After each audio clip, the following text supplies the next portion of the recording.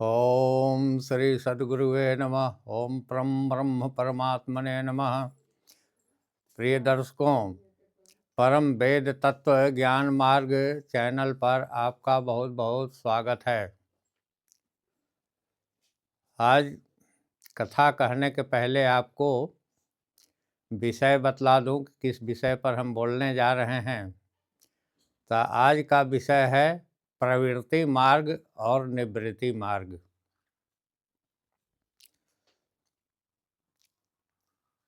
प्रवृत्ति मार्ग वह है जिसमें मनुष्य विभिन्न सुख साधनों को चाहता है, अपने भौतिक सुख की कामना करता है, जिसमें संसार में 7 सुख हैं। 7 सुख कौन कौन है? पहला सुख शारीरिक सुख, शरीर हमारा स्वस्थ रहे, शारीरिक रूप से हम मजबूत हों, तो शारीरिक सुख पहला सुख है। शरीर सुख जब हो गया तो दूसरा सुख है पत्नी सुख। तो पत्नी का सुख आनंद हमें मिले। जब शारीरिक सुख हो गया तो दूसरा सुख है पत्नी सुख। पत्नी सुख प्राप्त होना चाहिए और पत्नी को पति सुख चाहिए। तीसरा सुख है तब पुत्र की कामना, तनय। तब पुत्र चाहिए, बाल बच्चे होना चाहिए।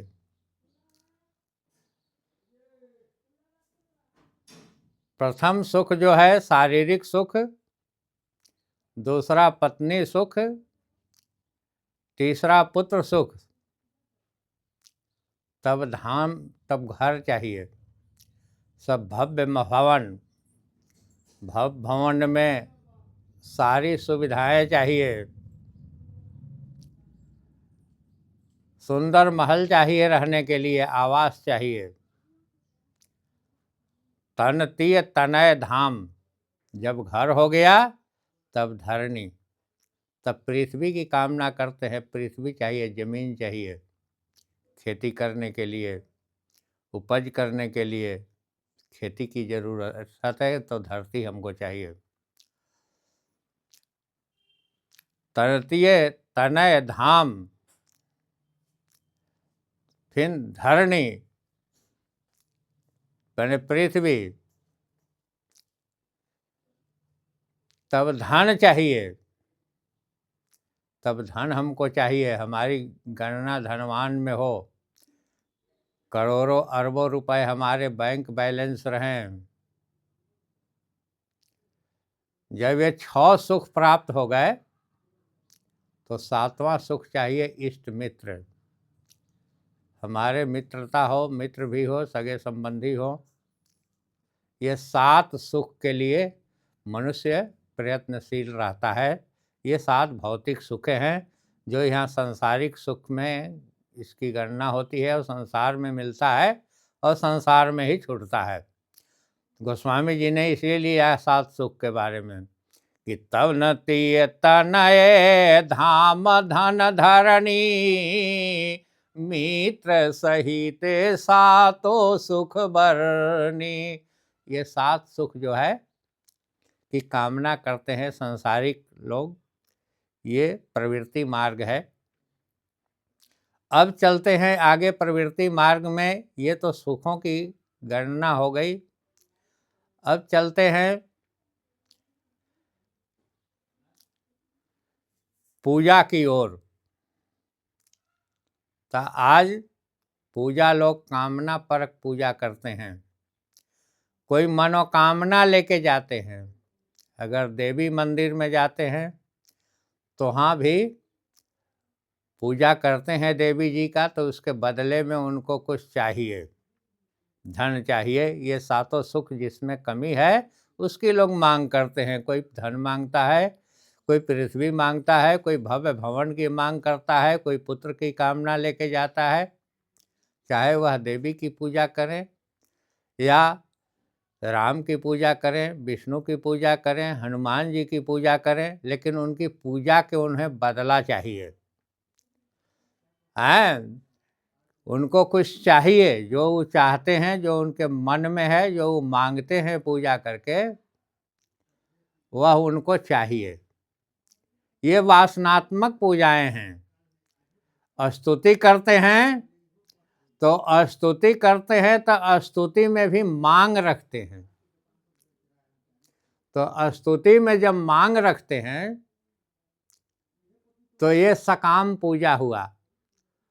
पाठ कराते हैं, कोई दुर्गा पाठ कराता है, कोई श्रीमद् भागवत महापुराण का पाठ कराता है, कोई नवाह पारायण यज्ञ करता है, कोई यज्ञ करता है, कोई पुत्रेष्टि यज्ञ करता है। तो ये सारे यज्ञ जो है उसमें मांग होती है, उसमें अपनी सुख सुविधा की मांग करते हैं। और यह है बाह्य पूजा, बहिर्पूजा। आप तीर्थों में जाते हैं तो भी मांग करते हैं, व्रत करते हैं तो भी मांग करते हैं, धाम में जाते हैं तो भी मांग करते हैं, बनारस काशी विश्वनाथ के यहाँ जाते हैं, बद्रिकाश्रम जाते हैं, द्वारिका जाते हैं, ठाकुर द्वारा जाते हैं, चारों धाम में जाते हैं, सभी तीर्थों में जाते हैं, लेकिन अपना मांग करते हैं। स्तुति भी मांग करते हैं। तो यह सकाम पूजा है।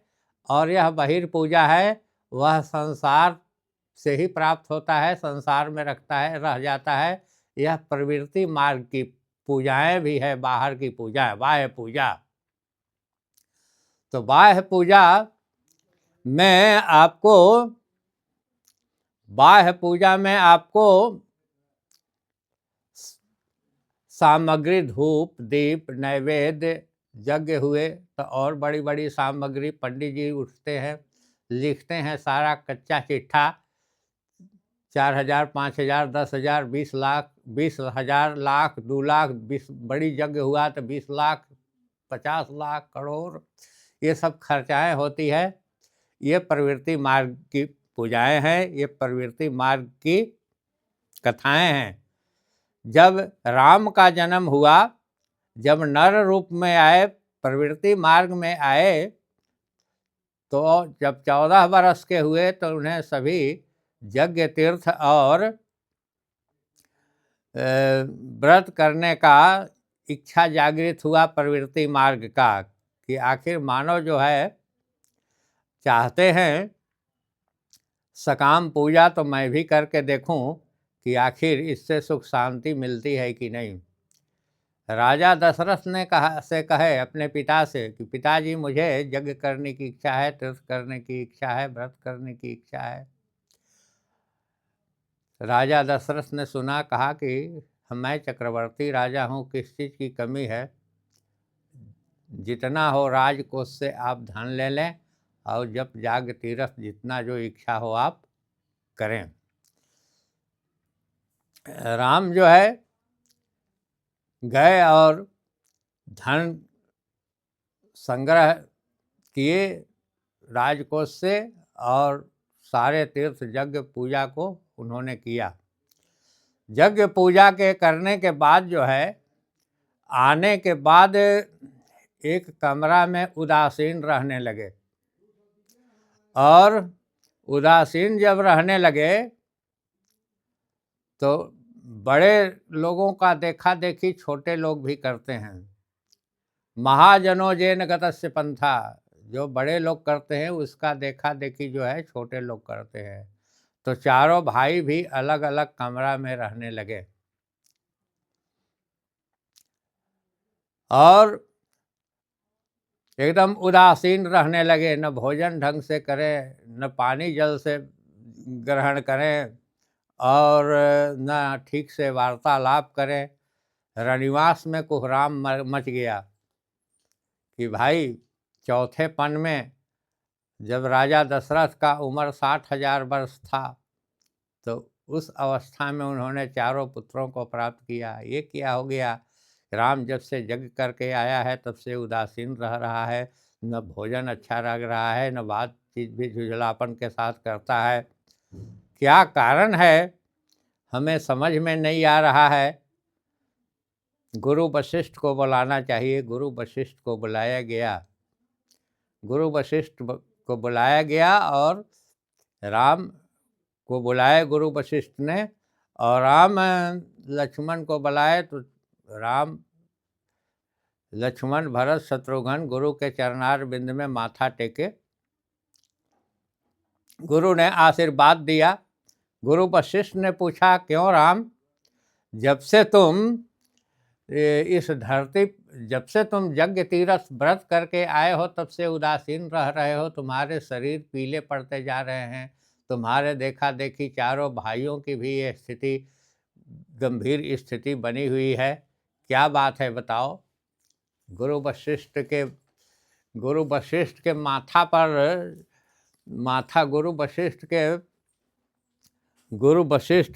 के चरणों में माथा टेक दिया चारों भाइयों ने। राम ने कहा कि हे गुरुदेव, मुझे शांति चाहिए। मैं जहाँ भी देखता हूँ तो दुख ही दुख दिखाई पड़ता है। जो सुख है वह भी दुख है। दुख तो दुख है ही नहीं। यह संसार की ज्वाला जो है हमारे शरीर को दग्ध किया जा रहा है। मानसिक शांति मुझे नहीं मिल रही है। हे गुरुदेव, मुझे शांति का मार्ग बतावें।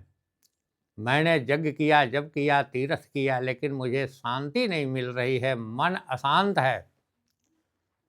राम ने कहा, बता दे मोक्ष का मार्ग, गुरु शरणों में हूँ तेरी। बता दे मोक्ष का मार्ग, गुरु शरणों में हूँ तेरी। किया जप जाग तीरथ को न पाया, शांति मन मद को। किया जप जाग तीरथ को न पाया, शांति मन मद को। बता दे मोक्ष का मार्ग, गुरु शरणों में हूँ तेरी। दया निधि दीन बंधु तू, सुमन सागर सुधा के तू। दया निधि दीन बंधु तू, सुमन सागर सुधा के तू। मिटा दे मोह का मार्ग, गुरु शरणों में हूँ तेरी। चरण पकड़ लिए, हे प्रभु, हे गुरुदेव, मुझे मोह मिटाइए, मुझे मोक्ष का मार्ग प्रशस्त कीजिए, मुझे आत्म तत्व का ज्ञान दीजिए। मुझे अशांति ही अशांति मिल रही है। संसार की ज्वाला में मेरा शरीर दग्ध हो रहा है। गुरु जी ने कहा, सावस राम, तुम राम हो और शरीरधारी राम हो। जब तक शरीरधारी होगे तब तक तुम्हें सुख दुख का संसारिक एहसास होगा।